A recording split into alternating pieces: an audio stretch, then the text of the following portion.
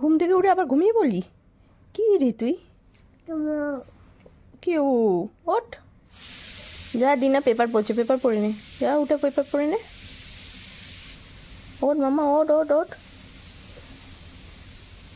ওঠো ওঠো না, আদর মুড়ি দিয়ে আবার শুয়ে পড়েছে। ওঠ রে, 9টা বাজে, ওঠ মামা, ওঠ মা, ওঠো, উঠে পড়ো। গুড মর্নিং এভরিওয়ান, কেমন আছো তোমরা সকলে? আশা করি তোমরা সকলে ভালো আছো। আজকে একটা নতুন ব্লগে সকলকে স্বাগত জানাই। মাম্পু ঘুম থেকে উঠেই মাকে পেপার পড়ছে দেখতে পেয়ে সে পেপারটাকে টেনে নিল নিজের কাছে। এবার সে নিজেই পেপার পড়বে, মাকে আর পড়তে দেবে না। মাম্পুর একটা ভালো অভ্যাস আছে, ছোটবেলা থেকে ও দেখে যে সবাই বাড়িতে সকালবেলা উঠে পেপার পড়ে, সেই জন্য ও পেপার নিয়ে পড়ে। দেখেছি কিছুই পড়তে পারে না, কিন্তু সবাই মুখের সামনে নিয়ে পড়ে বলে ও দেখবেন মুখের সামনে নিয়ে পেপারটাকে পড়ার চেষ্টা করে, যেন কত কিছু পড়ছে। তাকে দেখো পেপারটাকে নিয়ে কত মন দিয়ে পুরো পেপারটাকে পড়ছে, যেন কি কি খবর আছে পেপারে ও সব পড়ে নিতে পারছে। মানে বড় হয়ে গেছে যেন। আর বড়দের মতন যেমন দেখে যে বাবা যেরকমভাবে পেপারটা পড়ে নিয়ে, ও পুরোপুরি সেটা থেকেই নকল করে যে এইভাবে পেপার পড়তে হয়। দেখো পুরোপুরি বড়দের মতন পেপার পড়ছে, পাকা বুড়ি একটা পুরো।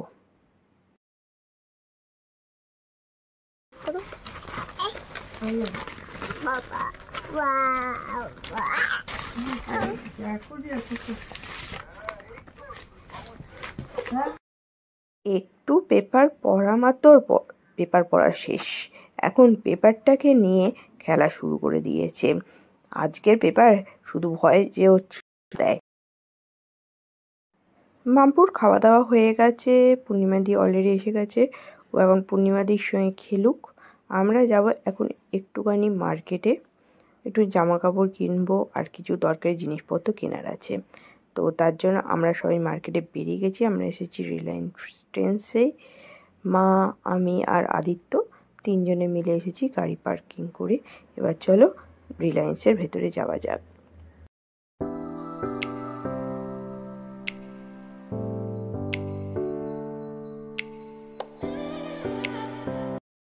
মলে মার্কেটিং করতে আসার একটা অসুবিধা আছে, যদি ঠিক করে আসি একটা জামা কিনবো, মলে আসলে হয়ে যায় সেটা 2-3টে জামা কেনা।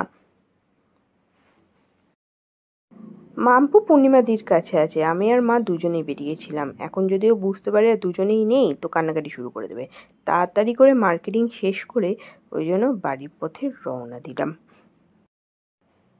বাড়িতে ফিরে লাঞ্চ করে নিয়ে আমি এসেছি এখন মাম্পুর ড্রাই ফ্রুটগুলোকে রোস্ট করতে, কারণ ওর ড্রাই ফ্রুট পুরোপুরি শেষ হয়ে গেছিলো। আমি সেগুলোকে সপ্তাহে 1 দিন সব রোস্ট করি, তাই এখন সেটা রোস্ট করতে এসেছি। রোস্ট করে সেটাকে আমি একটুখানি মিক্সিতে একটুখানি গ্রাইন্ড করে নেবো, সেইভাবেই ওর খাবারে সেইটা দেওয়া হয়।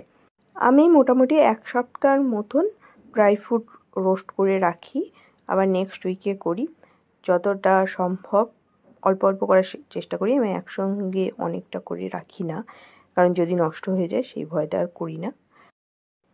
আমি ছুটি ছাড়া 1 ফোঁটাই টাইম পাই না যে মাম্পুর জন্য কিছু করব, তাই যখনই ছুটি পাই তখন মাম্পুর যা জিনিস শেষ হয়ে যায় সব রিফিল করার চেষ্টা করি। আমার মতন সকল ওয়ার্কিং উমেনদের এইটা একটা প্রবলেম বলতে গেলে। বাচ্চার সব জিনিসপত্র তাদের নিজেকে করতে গেলে তাদের ওই ছুটি দরকার, কিন্তু অফিস থেকে ছুটি পাওয়াটাই যেন প্রচণ্ড যুদ্ধের কাজ হয়ে পড়ে যায়। সপ্তাহে একটা দিন সানডেতে ছুটি পেলে তখন বুঝে উঠতে পারি না যে কোনটা ছেড়ে কোন কাজটা করব, তখন একটু কনফিউজ হয়ে পড়ি। যদি সপ্তাহে আরেকটা দিন ছুটি পাওয়া যেত কি না ভালো হতো আমার।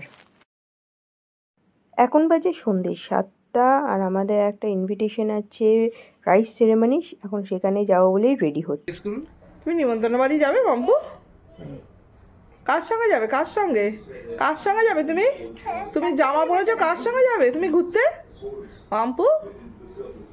বলে দাও। আচ্ছা আটকে দিচ্ছে সব জানে, তাই যে আটকাবে। সব খাটে ছড়াছড়ি করেছে জামা কাপড়। আমরা কোথায় যাচ্ছি? বলে একটা ভাইয়ের মুখে ভাতে যাচ্ছি।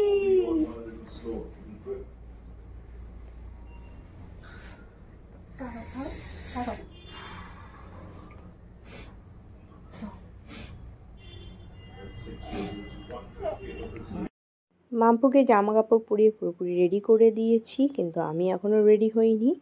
চলো আমি আগে রেডি হই, তারপরে বেরোনো যাক। সে ঘুরতে যাবে বুঝতে পেরেছে, তাই কি মজা, বাবার কোলে উঠে তাড়াতাড়ি করে লিফটের ভিতরে চলে গেছে নামার জন্য। তাড়াতাড়ি ওকে ঘুরতে নিয়ে চলো। আমরা এবার রওনা দিলাম, এখন যাব বেহালা ঠাকুর পুকুরে। চলো ওখানে যে পুচকেটার অন্নপ্রাশনে আবার দেখা হচ্ছে।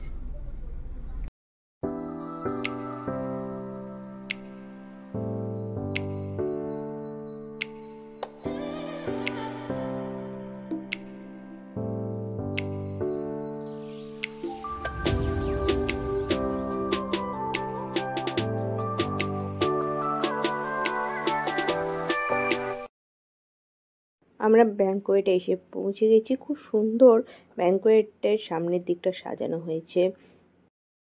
আজকে আমরা যে পুচকেটার রাইস সেরিমনিতে এসেছি তার নাম ছিল সৌহার্দ্য। সৌহার্দ্য আদিত্যর বন্ধুর ছেলে। সৌহার্দ্য নামটা খুব সুন্দর। আমরা এখন লিফটে করে সেকেন্ড ফ্লোরে যাব। অনুষ্ঠানটা সেখানেই। এসে দেখলাম প্রচুর ভিড়, কিন্তু পুচকেটা কোথায়? পুচকেটা তো ঘুমিয়ে পড়েছে। সে এতটাই ক্লান্ত যে সে এখন ঘুমিয়ে পড়েছে। মাম্পু তো এখানে এসে ভীষণ খুশি, কারণ সে তার মতন বাচ্চাদের দেখতে পাচ্ছে সেখানে। এটা আদিত্যর আরেকটা বন্ধুর ছেলে। মাম্পু দুজনেই সেম এজের। আমরা স্টার্টার খাওয়ার জন্য গেলাম স্টার্টার কাউন্টারের দিকে। সেখানে দই বড়া, বিভিন্ন ধরনের চাট ছিল, বেবিকর্ন, আর ছিল বিভিন্ন ধরনের কাবাব, ফিশ চপ। আমি একটু কাবাব একটু ফিশ চপ নিয়ে নিয়েছি। মাম্পু এখানে সোফায় বসে বাবা কাবাব খাচ্ছে বলে তাকেও কাবাব দিতে হবে, সেই জন্য বাবার কোলে উঠে পড়ছিল। তারপরে আমার কাছে বসে একটু একটু কাবাব খেলো। মাম্পু তো মোটামুটি বাড়ির খাবারই খায়, বাইরের খাবার সেরকম দেওয়া হয় না, তো বাইরের খাবার একটুখানি পেলে সে তো ভীষণ খুশি হয়। আমরা তারপরে কিছুক্ষণ দাঁড়িয়ে সবাই মিলে স্টার্টার খেলাম, আর সবাই মিলে একসঙ্গে গল্প করলাম।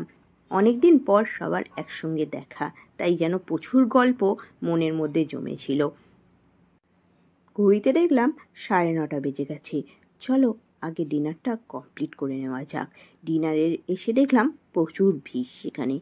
একসঙ্গে আমি আর আদিত্য খেতে পারবো না, তাই আগে ভাগে আমি একটুখানি খাওয়া দাওয়া করে নিয়ে মাম্পুকে ধরলাম, আর তারপর আদিত্য নিজের খাবারটা কমপ্লিট করলো।